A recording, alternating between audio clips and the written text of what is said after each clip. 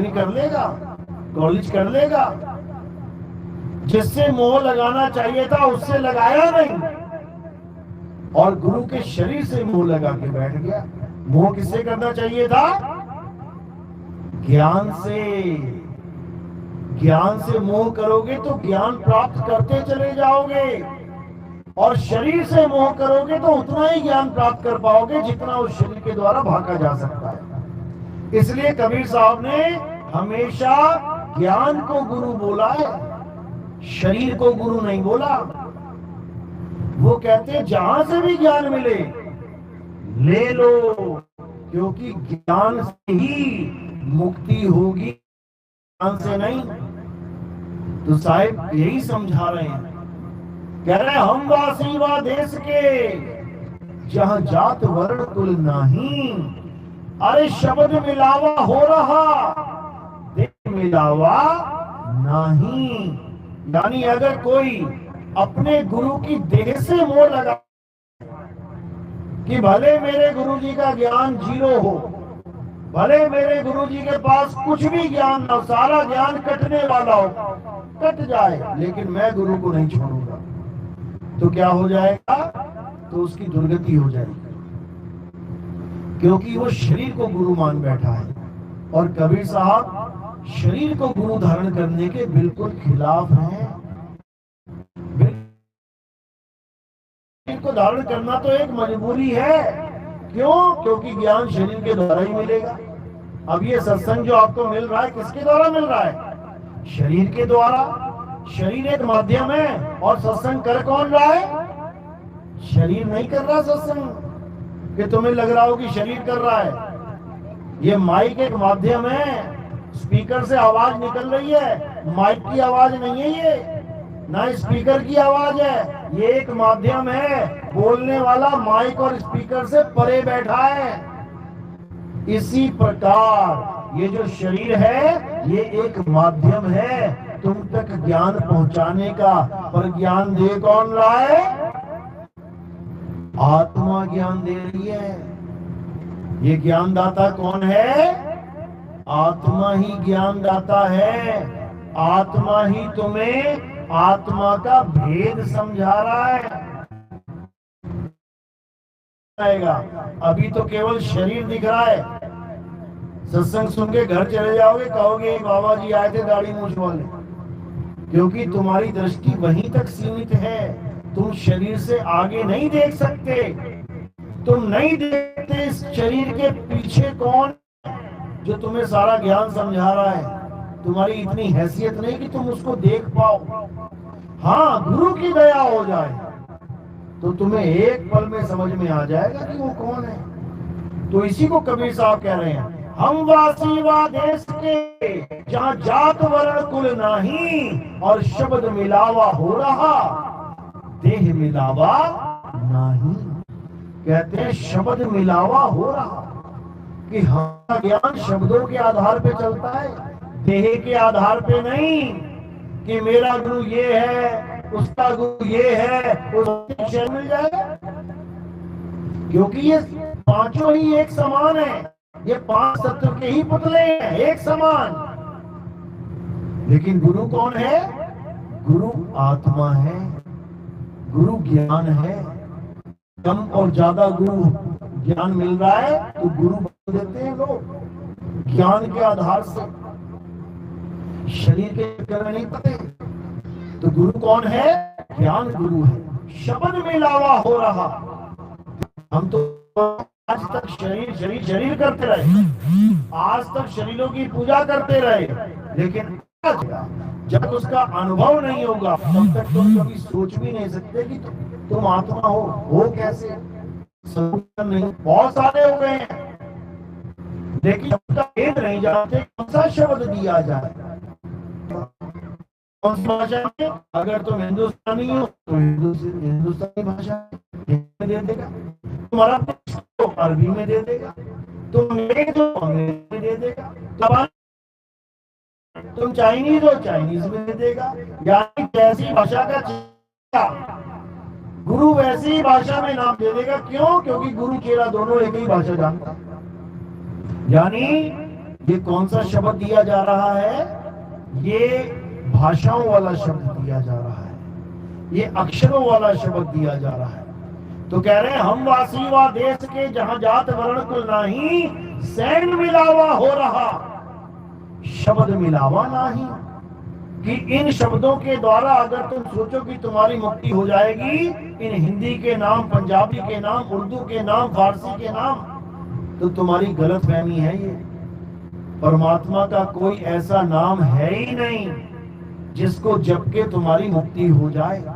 हाँ, परमात्मा को नाम दे अनंतो दिए गए हैं, केवल सांकेतिक ज्ञान यानी परमात्मा को दर्शाने के लिए। जैसे पानी के भी बहुत सारे नाम रख दिए गए हैं, केवल दर्शाने के लिए कि मैं बात किसकी कर रहा हूं। पानी, जल, वाटर, नीर, तोए, और भी बहुत से नाम है अलग अलग देशों में पानी के नाम। लेकिन कोई ये कहे कि इस नाम को जप के तुम्हें पानी प्राप्त हो जाएगा, तुम्हारा गला गीला हो जाएगा, तो मेरे भाई ऐसा कोई नाम नहीं बना आज तक पानी का कि तुम उसको जपो और तुम्हारा गला गीला हो जाए। नाम अनंतों रख दिए मालिक के, परमात्मा के नाम लाखों करोड़ों रख दिए हैं, लेकिन ऐसा कोई नाम नहीं है जिसको जपने के बाद परमात्मा की प्राप्ति हो जाए। नहीं है। ये हमें भ्रमित किया गया है कि ये नाम जप लो बच्चा, तुम पार हो जाओगे, तुम्हें परमात्मा मिल जाएगा। ऐसा कोई नाम दुनिया में है ही नहीं। कबीर साहब छाप लगाते हैं, मोहर लगा रहे हैं। क्या कह रहे हैं? अरे मोको कहां ढूंढे रे बंदे, मैं तो तेरे पास में, ना मंदिर में, ना मस्जिद में, ना काबे कैलाश में। कहते हैं मैं बिल्कुल तेरे पास में हूं, लेकिन गलती से भी किसी मंदिर में, किसी मस्जिद में, किसी गुरुद्वारे में, किसी चर्च में वहां जाके मत ढूंढने लग जाना। ये तो इंसानों ने बनाए, गली गली में मंदिर बना दिए। मैं उनमें नहीं रहता। मैं कहाँ रहता हूं? मैं तेरी आत्मा में रहता हूं। कहते हैं ना मैं जप में, ना मैं तप में, ना एकांत निवास में। ना तो मैं किसी जप के द्वारा मिलूंगा कि तुम सोचो मैं ये नाम जप लूं तो परमात्मा मिल जाएगा, मैं वो नाम जप लूं तो मिल जाएगा। नहीं मिलेगा। ना मैं जप में, ना मैं तप में, ना व्रत उपवास में। ना तो कोई व्रत उपवास से मिलूंगा, ना किसी तपस्या से मिलूंगा। क्योंकि तपस्या से कौन मिलते हैं? तपस्या से इष्ट मिलते हैं, परमात्मा नहीं मिलता। राक्षसों ने तपस्या करी, हजारों साल तपस्या करी, तो क्या हुआ? इष्ट देव सामने खड़े हो गए आके।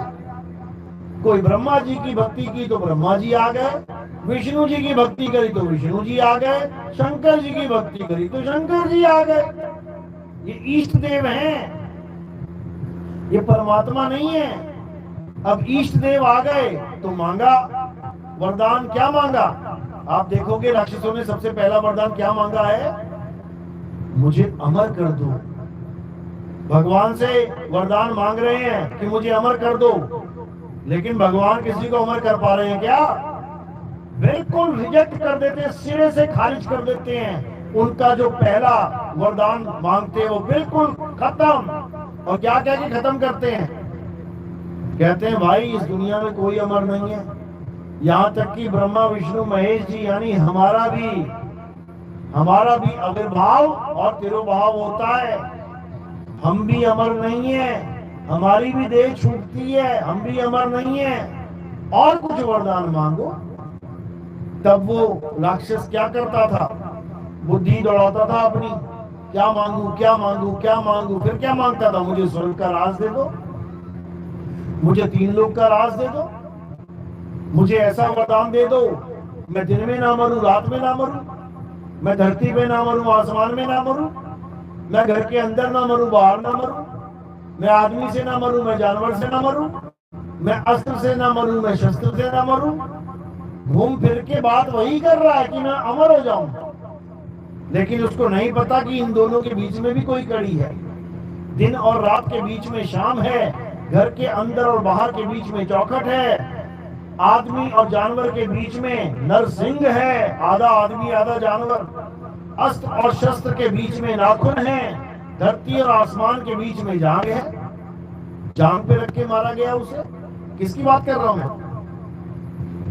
हिरण्याकश्यप की। हिरण्याकश्यप को ऐसे ही मारा गया। तो इष्ट देव से अगर मांगोगे अमरता कभी नहीं मिलेगी, लेकिन अगर परमात्मा से अगर मांग लिया तो 101% अमर हो जाओगे। लेकिन अमर से नहीं होगी कि तुम सोचोगी ये कभी शरीर मरे ही ना। अमर ऐसे होगे कि तुम्हें शरीर से अलग कर दिया जाएगा, तुम्हें शरीर से अलग तुम्हारी आत्मा बोध करवा दिया जाएगा। तुम्हें समझ में आ जाएगा कि मैं शरीर नहीं हूं, मैं आत्मा हूं। और तुम्हें समझ में आ जाए, आत्मा का अनुभव हो जाएगा, उसके बाद मौत नाम की दूसरा अवतार लिया, कुर्म अवतार कछुए का। तो क्या विष्णु जी कछुआ बन गए? तीसरा अवतार जंगली सुअर का, 2 दांत बाहर थे, उसके ऊपर पृथ्वी रख के लेके आए थे। तो क्या वो वराह बन गए? चौथा अवतार था नरसिंह अवतार। नर और सिंह यानी आधा आदमी। तो क्या वो आधा आदमी और आधा शेरी बन गए? उसके बाद वामन अवतार, परशुराम अवतार, राम अवतार, कृष्ण अवतार, बुद्ध अवतार। हर अवतार में अलग अलग शरीर ले रखे हैं। किसने? एक आत्मा ने।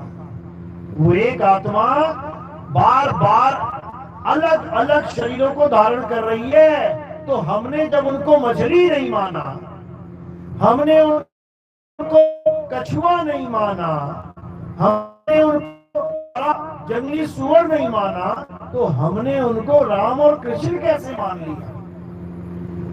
हमने उन्हें मछली कछुआ नहीं माना तो आदमी कैसे मान लिया?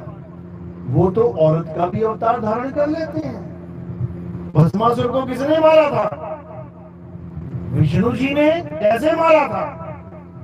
औरत का अवतार धारण करके, मोहिनी अवतार। तो कह दो कि वो औरत भी है?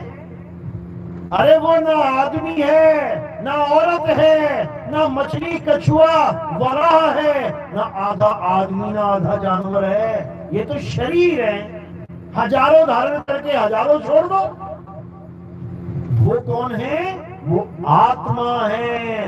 हे अर्जुन, मैं, तू और ये जितने भी राजा महाराजा इस कुरुक्षेत्र की धरती पे खड़े हैं, हम सब शरीर नहीं हैं, हम सब आत्मा हैं, हम सब अमर हैं।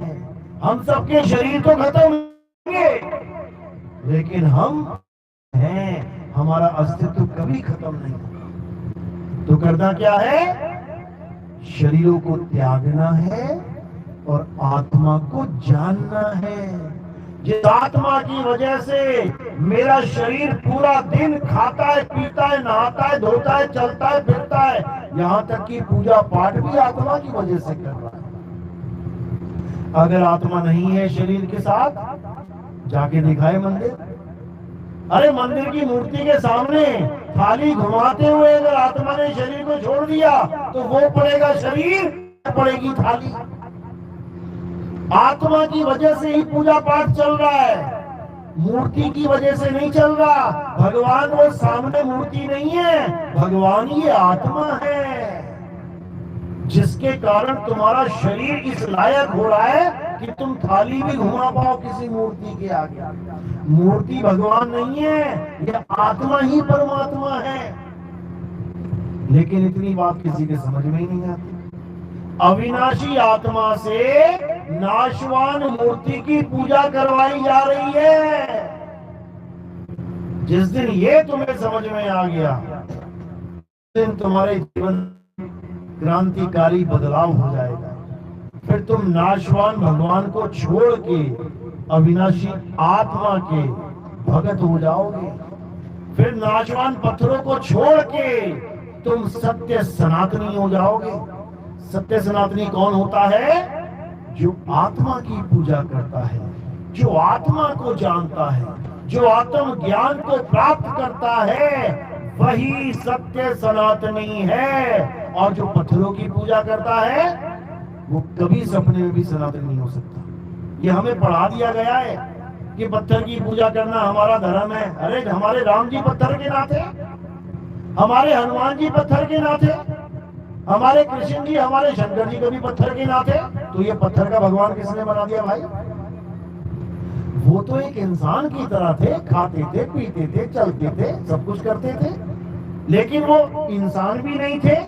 इंसान का चोला तो धारण किया था, असल में वो एक आत्मा थे। अगर हमें ये ज्ञान समझाया जाता कि कृष्ण जी शरीर नहीं आत्मा है, राम जी शरीर नहीं आत्मा है, हनुमान जी शरीर नहीं आत्मा है, तब भी हम समझते कि हमें सही ज्ञान मिल रहा है। अरे हमें तो पत्थर लाद दिया हमारे सिर के ऊपर, जिसको कहते हैं अकल पे पत्थर पड़ जाना, इसी को कहते हैं। भगवान को पत्थर समझ लेना, इसी को कहते हैं। भगवान कोई पत्थर नहीं है भाई, भगवान आत्मा है जो सब में विराजमान है। बताओ किसमें आत्मा नहीं है? आत्मा का नाम सुना है ना सबने? अपनी अपनी आत्मा लेके आए हो घर से, किसी की घर में तो नहीं रह गई, सब लेके आए हो। हाथ लगा के देखो, चेक करो जरा, है कि नहीं? सब लेके आए हो। एक भी ऐसा नहीं है जिसकी आत्मा घर पे पड़ी और वो यहाँ पे आ गया हो। अगर आत्मा ने रास्ते में भी साथ छोड़ दिया ना शरीर का, वहीं ढेरी हो जाएगा ये। अभी तुम बैठे हो, हाथ हिला रहे हो, पैर हिला रहे हो, बात कर रहे हो, देख रहे हो, सुन रहे हो, इसका मतलब आत्मा है तुम्हारे पास। इसी आत्मा में परमात्मा छोड़ बैठा है, किसी मंदिर में नहीं बैठा। अगर मंदिर में होता तो रात में मंदिर के ताले लगाने की कभी जरूरत ही ना पड़ती। वो तो भगवान बैठा ही है मंदिर में, ताला क्यों लगा रहे हो भाई? अगर चोर आएगा तो भगवान के घर से चोरी करके ले जाएगा। अरे तुम्हारे घर से बंदा चोरी करके नहीं ले जा सकता अगर तुम रात भर जाग रहे हो तो। चोर भी देखता है कि ये घर वाले सो गए तो चोरी करता हूं। तो भगवान तो भाई बैठा ही है मंदिर में, देखो खुली आंखें आशीर्वाद दे रहा है, सो थोड़ी रहा है। लेकिन चोर आएगा, गले में से चोरी करके ले जाएगा और भगवान रोक भी नहीं सकता उसको। सुबह जाके पूछोगे भगवान जी से, भगवान जी कौन आया था, गला किसने तोड़ा, वो भी नहीं बता सकता। तो ऐसा भगवान तो नहीं था भाई हमारा। ये कैसा भगवान मिल गया? ये अज्ञान रूपी भगवान आ गया हमारे जीवन में। असल में भगवान क्या है समझ लो, ज्यों तिल माही तेल है और ज्यों चकमक में आग, तेरा साईं तुझ में है, जाग सके तो जाग। कहते हैं तेरा साईं तुझ में छुपा है और तू बाहर भटक रहा है। घर के अंदर लाखों करोड़ों का खजाना पड़ा है और तू बाहर ढूंढ रहा है दवन्नी चवन्नी इकट्ठा करता हुआ। कस्तूरी में कुंडल बसा है और ये हिरण बाहर भटक रहा है। कह रहे कस्तूरी कुंडल बसे और मर ढूंढे वन माही, ऐसे रमता राम है ये दुनिया जाने ना है। नाभि में कस्तूरी छुपी हुई है लेकिन हिरण को उसका भेद ही नहीं पता, उसका ज्ञान ही नहीं है। वो सोच रहा पता नहीं कहां से खुशबू आ रही है और वो भागता ही चला जा रहा है जंगल में, भागता भागता भागता सारी उम्र भागता रहता है। उसके बाद मृत्यु को प्राप्त हो जाता है। वो कभी पलट के अपनी तरफ आ ही नहीं पाता, वो जान ही नहीं पाता कि ये खुशबू कहां से आ रही है। इसी प्रकार ये जीवात्मा बेचारा भटकता भटकता भटकता देखो कहां कहां जाके मरता है। कभी पहाड़ों पे चढ़ जाता है भगवान को ढूंढने के लिए कि मैं वहां जाऊंगा, दर्शन करके आऊंगा। उसके बाद क्या होता है, पहाड़ हिलता है, वहां पे पत्थर गिरते हैं, दब के मर जाता है। बताओ, सावन के महीने में पहाड़ों पे चढ़ जाता है, ऊपर बादल फट जाता है, फिर लाश बन के नीचे गिरता है आके। बताओ कहां चढ़ गया ऊपर? अरे पहाड़ों पे भगवान थोड़ी नहीं रहता है। जा रहा गंगा में स्नान करने के लिए और तेज बहाव में आके गंगा के साथ ही बह के चला गया, मर गया। बताओ, जिसको पाने के लिए जा रहा है वो तेरे घर में बैठा है, तेरी आत्मा में बैठा है। तू जहां बैठा है वहीं परमात्मा बैठा है। जहां फूल है खुशबू वहीं है, जहां तिल है तेल वहीं है, जहां चकमक पत्थर है आग वहीं है। इसको ढूंढने के लिए नहीं जाना है।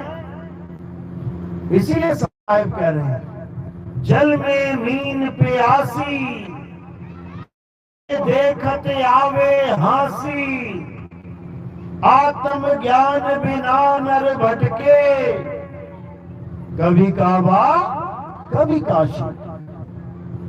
यानी जल में मीन प्यासी, पानी में रह के मछली प्यासी है, पानी बिल्कुल साथ में है उसके, लेकिन पीने का तरीका नहीं आता। जल में मीन प्यासी मोहे देखते आत्म ज्ञान बिना न भटके। यानी आत्मा तुम्हारे पास है, उसी में परमात्मा है। 1 क्विंटल 100 लीटर दूध तुम्हारे घर में है और तुम घी ढूंढने कहां जा रहे हो? गलियों में जा रहे हो कि कहीं घी पड़ा मिल जाए मुझे। अरे तेरे दूध में ही घी है, लेकिन तुझे निकालना नहीं आता, इसलिए कभी तुम घी को प्राप्त नहीं कर सकता।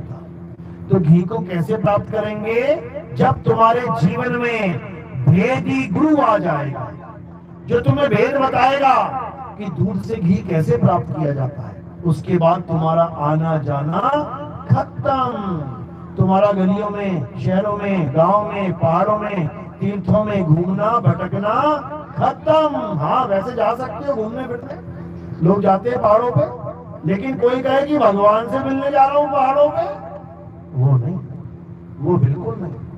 परमात्मा तुम्हारी आत्मा में विराजमान है। तो साहिब समझा रहे हैं, कह रहे हैं ये परमात्मा किसी नाम जाप से नहीं मिलेगा। तुम दूध के सामने खड़े हो जाओ और सारी उम्र जपते रहो घी घी घी घी घी, तो दूध में से घी निकल आएगा क्या? नहीं निकलेगा। कुछ नहीं जपना है, कुछ भी नहीं। क्या करना है? केवल विधि लगानी है। जो गुरुजी ने तरीका बता दिया वो तरीका अप्लाई कर देना है केवल, और उसमें से अपने आप घी आ जाएगा बाहर। इसी प्रकार भेदी गुरु क्या करता है? भेदी गुरु तुम्हें भेद बताता है कि आत्मा से परमात्मा कैसे प्राप्त होगा। वो कोई मंत्र जंतर नहीं देता कि ये मंत्र जप लेना, वो मंत्र जप लेना। ये मंत्र जपना किसका काम है? जपियों का काम है। जपी सुना है ना, जपी तपी सती। ये जपी कौन है? जो मंत्र जपते हैं। तपी कौन है? तपस्या करते हैं। सन्यासी कौन है? घर बार छोड़ के जंगल में बैठ जाते हैं। तो कहते हैं इन जपी तपी सन्यासियों से किसी का कल्याण होने वाला नहीं। आज कोई राधे राधे जप रहा है, कोई राम राम जप रहा है, कोई मुसलमान है तो अल्लाह अल्लाह जप रहा है, कोई सिख है तो वाहिगुरु वाहिगुरु जप रहा है, कोई ईसाई है तो गॉड गॉड जपने में लगा है। इससे कुछ होने वाला नहीं है भाई। करना क्या है? आत्मा में परमात्मा कैसे प्रकट होगा, बस ये जानना है। तो कह रहे हैं तुझ में राम मुझ में राम, सब में राम समाया, और सबसे जगत में कोई नहीं पराया।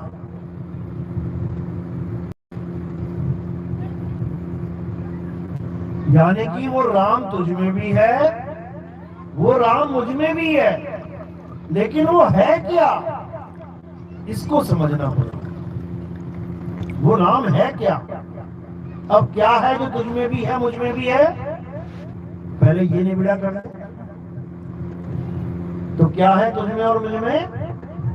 जैसे हड्डी आप में भी है और मुझ में भी है, जैसे मांस आप में भी है मुझ में भी है, जैसे आप में भी है मुझ में भी है, जैसे आंख नाक आप में भी है मुझ में भी है। तो इसमें राम कौन है? क्या इनको मैं राम बोलूं? कि आंख राम है, कान राम है, नाक राम है, बाल राम है, खाल राम है। अगर हम गा रहे हैं कि तुझ में राम, मुझ में राम, सब में राम समाया, हमें ये जानना पड़ेगा भाई राम है कौन, किसको राम है। जितनों का नाम लिया ये सब नाशवान है।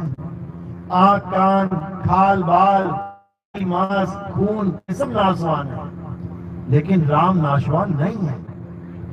तो राम कौन है? राम आत्मा है, जो तुझ में भी विराजमान है, मुझ में भी विराजमान है, हम सब में विराजमान है। एक भी ऐसा घट नहीं है जहां पे आत्मा विराजमान नहीं है।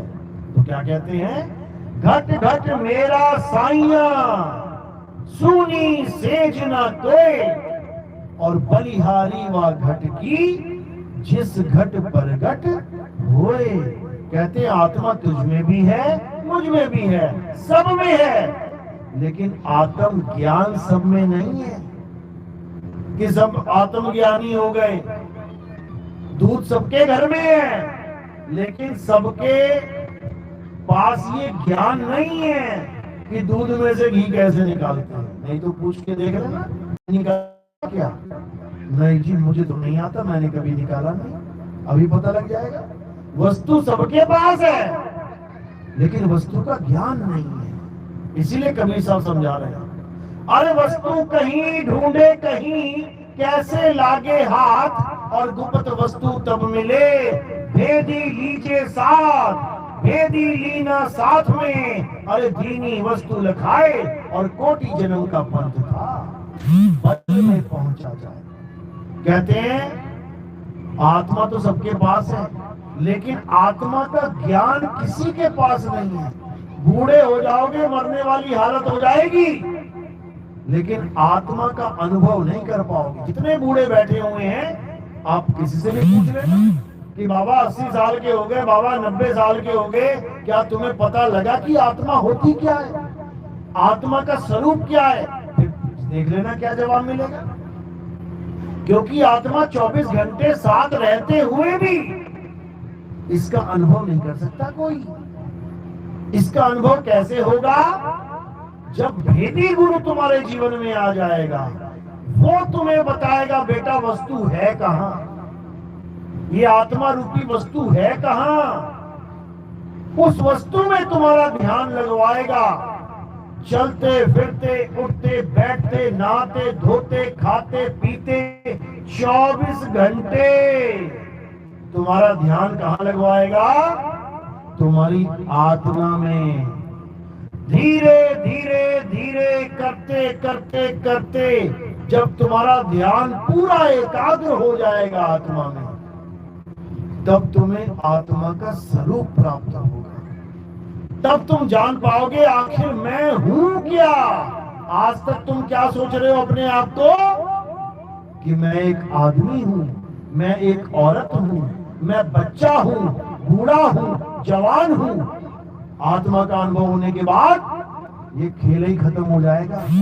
उसके बाद तुम एक बार भी नहीं सोच सकते कि मैं कोई शरीर हूं, क्योंकि तुम्हें वो अनुभव हो जाएगा जिसको अविनाशी आत्मा का अनुभव कहते हैं। जैसे जिस बच्चे को नहीं पता ये कूलर कैसे चल रहा है, वो केवल कूलर को देख के सोच रहा है कि कूलर जिंदा है और कूलर अपने आप घूम रहा है, ये पंखा। जिसको नहीं पता ये बल्ब कैसे जलता है, वो ये सोचता है बल्ब अपने आप ही प्रकाश दे रहा है। लेकिन जिसको ये पता है कि पंखा किसकी वजह से चल रहा है, बल्ब किसकी वजह से चल रहा है, हीटर गीजर किसकी वजह से चल रहे हैं, वो कभी ये नहीं सोचता कि ये पंखा ही करंट है। उसको पता है कि करंट अलग चीज है और पंखा बिल्कुल अलग वस्तु है। वो दोनों को एक करके नहीं देखता। लेकिन हम क्या कर रहे हैं? अपने आप को शरीर बन बैठे। भेदी नहीं, आत्मा का तो अनुभव ही नहीं है। तो मिल रहा है मेरा शरीर, मैं शरीर, मैं शरीर, मैं में फर्क ही खत्म हो गया है। जैसे मेरा मोबाइल, मैं मोबाइल नहीं, मेरी आंख, मैं आंख नहीं, मेरा हाथ, मैं हाथ नहीं, मेरा पैर, मैं पैर नहीं, मेरा शरीर, मैं शरीर नहीं। जब इन दोनों का भेद अलग अलग खुल जाता है तब दिव्य ज्ञान प्रकट होता है। उसके बाद तुम्हारी कभी मृत्यु होती ही नहीं है। तो क्या कह रहे हैं? हम ना मरिब मरिब संसारा, हमको मिला जियावन हारा। मुझे ऐसा गुरु मिल गया जिसने मुझे सदा सदा के लिए जिंदा कर दिया। अब मौत नाम की चीज मेरी डिक्शनरी से खत्म हो गई है। अब मरने से डरने की जरूरत नहीं है।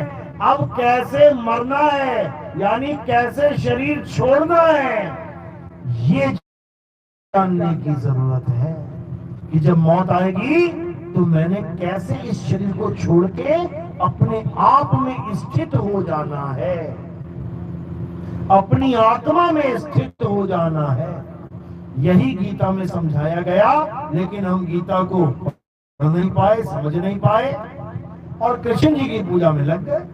गीता क्या कह रही है? हे अर्जुन, अध्याय 3 17वां श्लोक, हे अर्जुन, जो अपनी आत्मा में रमण करते हैं, जो अपनी आत्मा में तृप्त हैं, जो अपनी आत्मा में संतुष्ट हैं, उनके लिए कोई धार्मिक कर्म कर्तव्य लागू ही नहीं होता।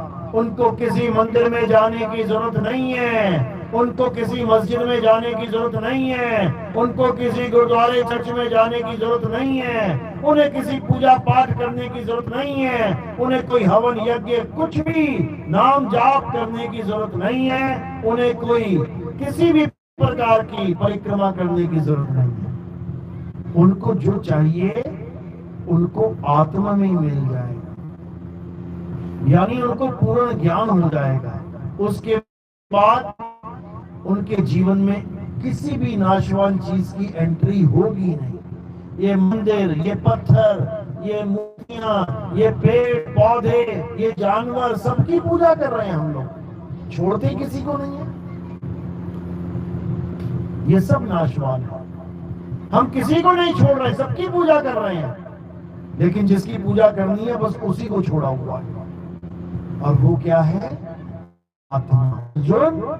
जो अपनी आत्मा में स्थित हो जाते हैं, वो जन्म मरण के चक्कर को तोड़ के सदा सदा के लिए मुक्ति को प्राप्त कर लेते हैं। आत्मा के ज्ञान के अलावा इस संसार में और कोई ज्ञान नहीं जो मुक्ति प्रदान करे। बाकी ज्ञान आपको रिद्धि दे सकते हैं, और जिस भव से सब लोग डरते हैं, और जिस भव से सब लोग डरते हैं, सो भय हमरे नहीं। कहते हैं अज्ञानी को स्वर्ग नरक है। जो भी ये सोच के बैठा है कि मैं मरने के बाद स्वर्ग चला जाऊंगा या मैं मरने के बाद नरक चला जाऊंगा, वो दोनों ही अज्ञानी हैं। अज्ञानी को स्वर्ग नरक है, हरि जाने को नहीं। जो परमात्मा को प्राप्त कर लेते हैं, जो अपने सत्य स्वरूप को प्राप्त कर लेते हैं, वो किसी लोक में नहीं जाते। वो जब शरीर छोड़ते हैं तो कहाँ चले जाते हैं? वो अपने आप में समा जाते हैं, अपनी आत्मा में स्थित हो जाते हैं। वो कैसे स्थित हो जाते हैं? जैसे एक कछुआ गांव में जा रहा था, एक कुत्ता भागा भागा आया, सोचा कि इसको पकड़ के मार देता हूं। अब कछुआ देखता है कि कुत्ता आ रहा है, तो बचने के 3 ऑप्शन है। या तो कुत्ते से तेज भागे, या तो चिड़िया की तरह उड़ जाए, या फिर जमीन को खोद के अंदर घुस जाए। लेकिन इन तीनों में से कोई काम हो सकता है क्या? एकदम नहीं हो सकता। कछुआ कर ही नहीं सकता।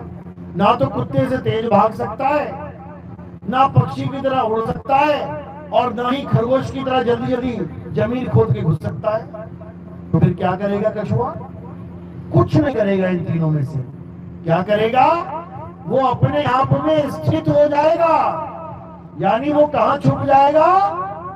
अपने आप में। हाथ भी अंदर, पैर भी अंदर, पूंछ भी अंदर, गर्दन भी अंदर।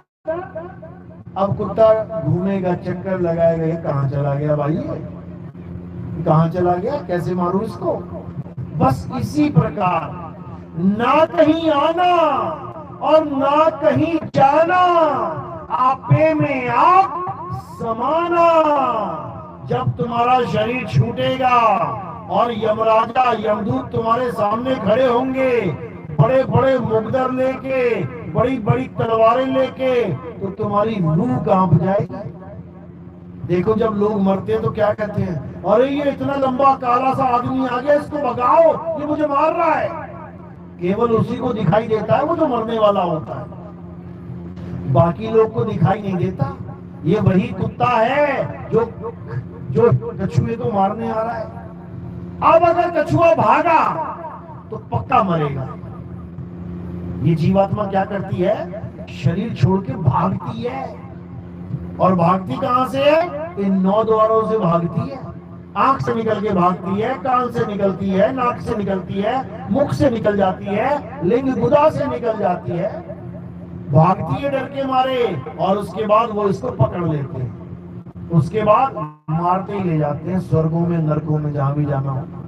लेकिन जो आत्मज्ञानी होता है उसको ये छू भी नहीं सकते। ये यमदूत, ये यमराज, इनका खेल खत्म हो जाता है आत्मज्ञानी के आगे, क्योंकि आत्मज्ञानी कभी स्वर्ग और नरक में जाता ही नहीं है।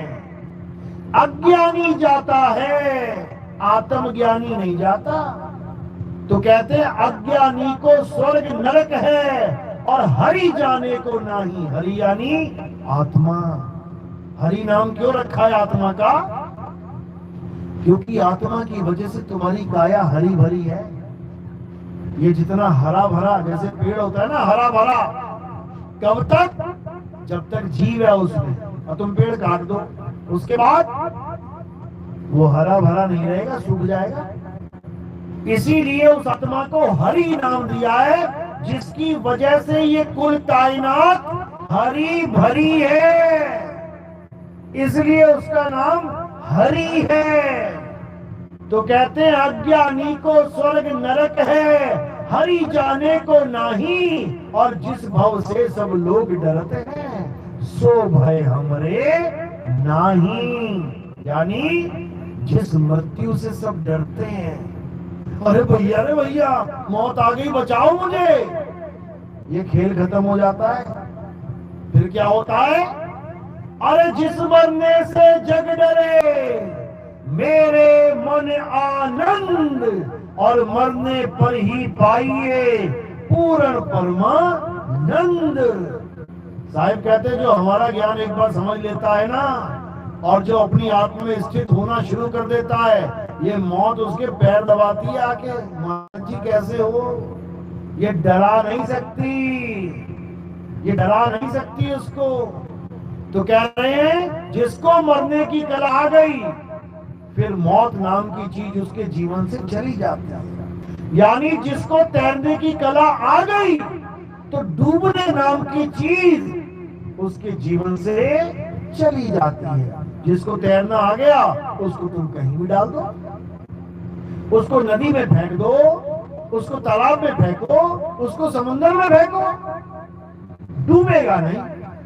क्यों? जिसको तैरना आ गया, उसके जीवन से डूबना नाम का शब्द चला गया। अगर थक भी जाता है वो, तो उल्टा करके लेट जाएगा पानी में। डूबा बेटा कितना डुबाता है? तो कबीर साहब यही समझा रहे हैं कि मरता मरता जग मुआ, और मरना जाने ना कोई, ऐसी मरनी जो मरे, बहुत न मरना हुई। कहते हैं हमसे मरना सीख लो, हमसे तैरना सीख लो, पता नहीं कब पानी आ जाएगा। भवसागर नाम रखा है मृत्यु का, और सागर में तैर के ही पार कर पाओगे, वहां ये पैर काम नहीं आएंगे तुम्हारे। यानी कला काम आएगी सागर में। जब मृत्यु आएगी तो विधि काम आएगी, ये मंत्र अंतर भूल जाओगे सारे। ये राम राम जपना, ये सारे नाम भूल जाओगे मौत के सामने।